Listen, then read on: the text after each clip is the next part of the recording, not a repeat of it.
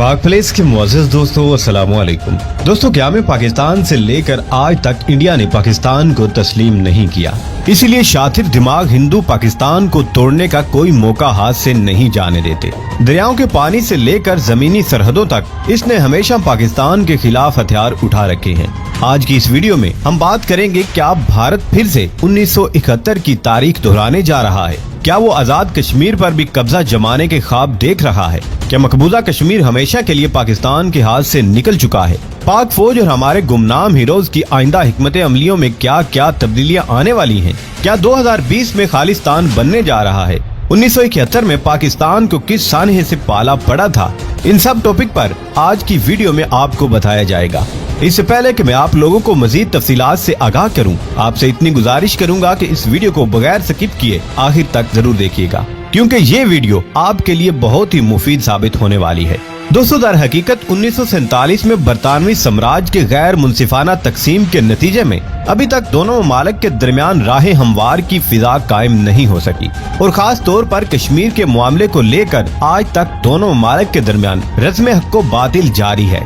अगयार की रेशा दवानियों, भारत की बेजा मुदाखलत और अपनों की नाअहलियों के नतीजे में 1971 में मशरकी पाकिस्तान अलग हो गया था। भारत इसी रवायत का तसलसल जारी रखते हुए मुसलसल पाकिस्तान के खिलाफ शैतानी साजिशें बुन रहा है। दोस्तों, आपके इल्म में होगा कि पाकिस्तान के दुश्मनों की जब भी बारी आती है तो 3 ममालिक के नाम सामने आते हैं, यानी इंडिया, इसराइल और अमेरिका। हम इन्हें दज्जाली ट्राई एंगल से भी मौसूम करते हैं। इंडिया इन्हीं 2 हरीफ ममालिक की गोद में बैठकर पाकिस्तान के खिलाफ साजिशें करता है। इनकी मदद के बगैर इंडिया की जाती तौर पर किसी भी मैदान में कोई औकात नहीं है। नहीं तो आप तारीख उठाकर देख लें, आपको कोई हिंदू बहादुर नजर नहीं आएगा। हमेशा धोखेबाज और मक्कार नजर आएगा, और फौजी काबिलियत में सिफर नजर आएगा। इनकी फौजी काबिलियत का अंदाजा आप इस बात से लगा सकते हैं कि स्पाइक एंटी टैंक मिसाइल के हुसूल के लिए 5 साल का अरसा लगा था। 4 नाकाम तजुर्बात के बाद इसने अब कामयाब तजुर्बा किया था। अलबत्ता आप अगर बॉलीवुड की फिल्मों को देखें तो शायद हिंदू दुनिया की सबसे समझदार, बहादुर और जफाकश कौम के तौर पर दिखाई देंगे। इसके बरक्स आप अपनी पाक सरजमीन पर नजर दौड़ाएं तो इसका मोटो ईमान, तकवा और जिहाद फी सबीलिल्लाह है। इस जैसी काबिल फौज पूरी दुनिया में नहीं है। सऊदीया जैसा मालदार और मुआशी तौर पर मजबूत मुल्क होने के बावजूद दिफाई कामों के लिए पाक फौज का मोहताज है। हरमैन शरीफैन की हिफाजत का मामला हो या कोई सिक्योरिटी रिस्क, इसे पाकिस्तान की जरूरत दरकार होती है। मोदी हुकूमत की गीदड़ भभकियां रोज मीडिया पे सुनने को मिलती हैं कि 1971 जैसी कार्रवाई करने जा रहे हैं, और ये कार्रवाई इस बार वसी पैमाने पर की जाएगी और पाकिस्तान पर चविंडा खारियां, गैरिजन और आजाद कश्मीर और अफगानिस्तान की जानिब से बैक वक्त हमला करेंगे। और जिस तरह 1971 में फौज को जंगी कैदी बना लिया था और मुल्क को 2 लाख कर दिया था, इस तरह से दोबारा पाकिस्तान को तबाह बर्बाद कर देंगे। पाकिस्तान चारों तरफ से हमले की ताप न लाते हुए पसपाई पर मजबूर हो जाएगा और हमारा अखंड भारत मंसूबा कामयाब हो जाएगा और मुसलमानों को महकूम बना लिया जाएगा और पूरी रियासत को हिंदू स्टेट डिक्लेयर कर दिया जाएगा। हमारी बेहतरीन दोस्त इसराइल, अमेरिका और इस जंग में हमारे शाना बशाना खड़े हैं। नाज़रीन ग्रामी, यकीनन आप हंस रहे होंगे। ये तो थी कुछ पुशीदा और कुछ आश्कार मुज़क्का खेज 21वीं सदी के हिटलर मोदी की बोंगियां। चलें अब हकाइक से पर्दा उठाकर भी कुछ बातें की जाएं। 1971 में जबकि पाकिस्तान को वजूद में आए अभी सिर्फ 2 दहाइयां गुजरी थी, बरतानिया हुकूमत की हिंदुइज्म से गठजोड़ पर जो गैर मुनसिफाना तकसीम हुई थी, बरतानवी सम्राट जानबूझकर पाकिस्तान को मजीद मसाइल में उलझाने के लिए इस तरह की नफरत की लकीर खींच कर गया था, जिसने नौजायदा रियासत इस्लामी जमहूरिया पाकिस्तान को मजीद मुश्किलात से दोचार कर दिया था।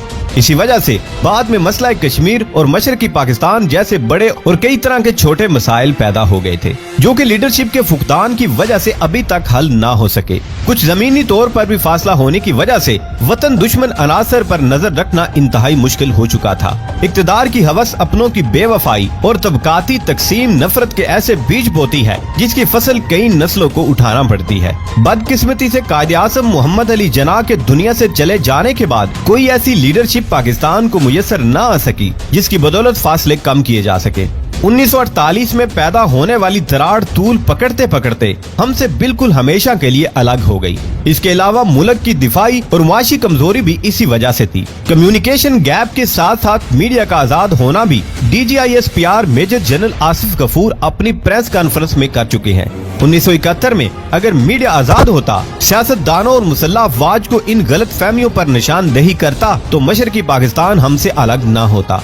अब जबकि हम दिफाई और मुआशी तौर पर काफी हद तक मजबूत हो चुके हैं, हमारे गुमनाम हीरोज हमा वक्त वतन दुश्मन अनासर पर नजर रखे हुए हैं। उनकी आंखें हमा वक्त वतन की जुग्राफियाई और नजरियाती सरहदों पर पहरा दे रही है।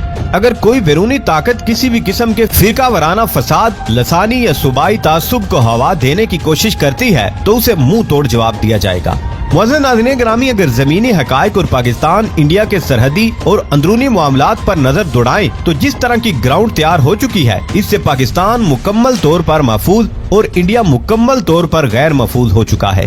अगर इस मौके पर इंडिया थोड़ी सी भी गलती करता है तो इंडिया को शाम या इराक बनने में देर नहीं लगेगी, क्योंकि इंडिया अपनी एक गलती पर पर्दा डालने के लिए पिछले 1 साल से गलती पर गलती कर रहा है। इससे पहले पुलवामा पर जाली अटैक करवाया, फिर उसे बुनियाद बनाकर 27 फरवरी को पाकिस्तान में घुसने की कोशिश की। यहाँ से मुंह तोड़ जवाब मिलने के बावजूद अपनी हरकतों से बाज न आया। बाबरी मस्जिद की जगह मंदिर बनाने का गलत फैसला किया, फिर कश्मीर की अलग आईनी हैसियत पर शबो खून मारा, फिर पाकिस्तान शहरियत के हवाले से मुतनाज़े बिल पास किया और अब बाढ़ काट कर फौजी नकलो हरकत बढ़ा दी है। गलतियों पर गलतियां करके मोदी सरकार इस वक्त मुकम्मल तौर पर नाकामियों की दलदल में धंस चुकी है। अब अगर इन स्टेप से यू टर्न लेती है तो मोदी को RSS के गुंडे और इसके मालिक इसराइल और अमेरिका माफ नहीं करेंगे। लेकिन अगर अपनी ढिठाई पर डटी रहती है तो मजीद दलदल में धंसती जाएगी और इंडिया का हाल भी अनकरीब इराक और शाम जैसा होने वाला है, क्योंकि इस वक्त इंडिया की 9 लाख फौज सिर्फ मकबूजा कश्मीर में कर्फ्यू पर मसरूफ है और इंडिया इस वक्त पाकिस्तान पर चारों जानिब से पेशकदमी करने जा रहा है और अंदरूनी तौर पर बगावत की हवा सरगर्म है, क्योंकि सर्दियों के आखिर में बर्फ पिघलने के साथ साथ कर्फ्यू भी खत्म होने वाला है। कर्फ्यू खत्म होते ही कश्मीर में तहरीक के एक नए दौर का आगाज होगा। अब तो इंडियन मुसलमान भी खुद को गैर महफूज समझने लग गए हैं, क्योंकि इंडियन मुसलमान लीडर असदुद्दीन अवैसी ने एक बयान में कहा है कि जना दोबारा जिंदा हो रहा है। मुद्दे के इंतहा पसंदाना नजरियात एक और जना को जन्म देने जा रहे हैं। इंडिया में इस वक्त न सिर्फ मुसलमान बल्कि कोई भी अकलियत खुद को महफूज तस्वुर नहीं कर रही। सिख भी खालिस्तान की तहरीक चला रहे हैं, जो कि 2020 में एक नई लहर से उभरने वाली है और ये भी मुमकिन है कि इस साल खालिस्तान के रहनुमा आजादी का ऐलान कर दें। इन हालात में हिंदू भी, जो कि अपोजिशन जमातों का हिस्सा हैं, RSS की हुकूमत को घर भेजना चाहते हैं। वो मोदी सरकार की इस इंतहा पसंदाना पॉलिसी से सख्त नाला हैं। इन हालात के तनाजुर में देखा जाए तो 1971 में जिस तरह की फिजा इंडिया के लिए हमवार थी, बिल्कुल उसी तरह अब पाकिस्तान के लिए ये फिजा हमवार हो चुकी है। हमारे गुमनाम हीरोज बगैर किसी तशहीर के अपना काम मुल्क के अंदर और बाहर कर रहे हैं और वक्त दूर नहीं जब इंडिया भी सोवियत यूनियन की तरह अपने टुकड़े समेटता नजर आएगा, क्योंकि कुदरत का कानून है, जुल्म की रात जितनी मर्जी लंबी हो जाए सहर जरूर होती है। इसका मतलब ये नहीं कि इंडिया इन हकाइक से वाकिफ नहीं, बिल्कुल पूरी तरह से वाकिफ है और इन खतरात का मुकम्मल इदराक भी रखता है, मगर मुस्लिम दुश्मनी में शदीद बुखलाहट का शिकार है। आलमी बिरादरी की तरफ देखा जाए तो पूरी दुनिया के मफादात इस खित्ते से वाबस्ता है, चाहे पाकिस्तान हो, इंडिया हो, अफगानिस्तान हो, चीन हो या फिर ईरान। अफगानिस्तान की बात की जाए तो ये आलमी ताकतों की बैटल फील्ड बेस है।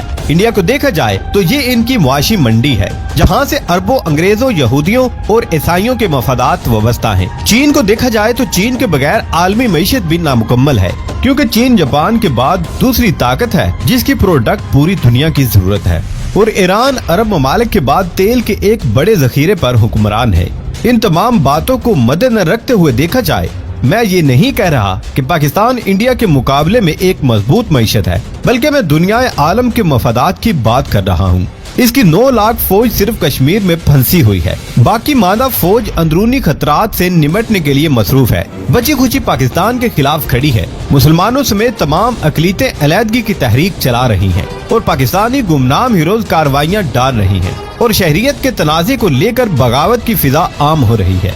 ऐसे हालात में मैं समझता हूँ कि जंग होगी नहीं और इंडिया बगैर किसी जंग के ही टुकड़ों में बट जाएगा। अगर हो भी जाती है तो न्यूक्लियर जंग का मौका ही नहीं आएगा, क्योंकि 9 लाख फौज जो सिर्फ कश्मीर में मौजूद है वो आसानी से पाकिस्तान की कैद में आ जाएगी या फिर मार दी जाएगी, क्योंकि वहाँ पर पाक फौज को कश्मीरियों की हमायत मिलना यकीनी अमल है। इस सदमे के बाद इंडिया मजीद किसी भी किस्म का रिस्क लेने से इनकार कर देगा और आलमी ताकतें भी बीच में कूद कर जंग बंदी करवा देगी, क्योंकि वो इस खित्ते में ज्यादा देर आग और खून का खेल बर्दाश्त नहीं कर सकेंगी, क्योंकि अगर वो खामोश रहीं तो जंग पूरे खित्ते को आग में झोंक सकती है। न्यूक्लियर वार से न सिर्फ ये खित्ता बल्कि पूरी दुनिया का अमन दांव पर लग सकता है और जंग बंदी की शराइत में इंडिया को हरीफों का कोई भी मुतालबा मानना मजबूरी बन जाएगा।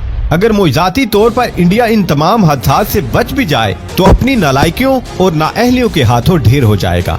नाज़रीन ग्रामी, उम्मीद करते हैं कि आज की ये वीडियो भी आपको पसंद आई होगी। दोस्तों, वीडियो पसंद आने की सूरत में इसे लाइक कीजिए, दोस्तों से शेयर कीजिए और कमेंट सेक्शन में हमें अपनी कीमती राय से जरूर आगाह रखिएगा। अल्लाह निगहबान।